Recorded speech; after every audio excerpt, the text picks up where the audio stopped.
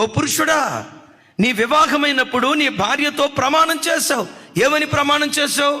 కరువు యందు, లేమి యందు, సమృద్ధి యందు, ఆరోగ్యమందు, అనారోగ్యమందు ఇతరులను ఆశించక నిన్ను నా పెండ్లి భార్యగా చేసుకుంటున్నానని భర్త భార్యతో ప్రమాణం చేశాడు. భార్య భర్తతో ప్రమాణం చేసింది.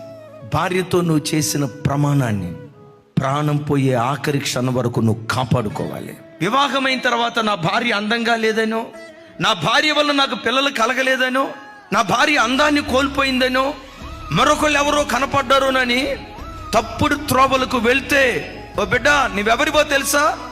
మనుషులతో చేసిన ప్రమాణాన్ని నువ్వు మీరిన వాడివో అయిపోతావు. నష్టము కలిగిన నోట నుండి బయలుదేరిన మాటను తప్పిపోకు. నష్టము కలిగిన ఆ మాట తప్పిపోకుండా ఆ నిబంధన మీద నువ్వు నిలిస్తే అది నీ జీవానికి, నీ ఆశీర్వాదానికి కారణంగా దేవుడు మార్చునుగాక.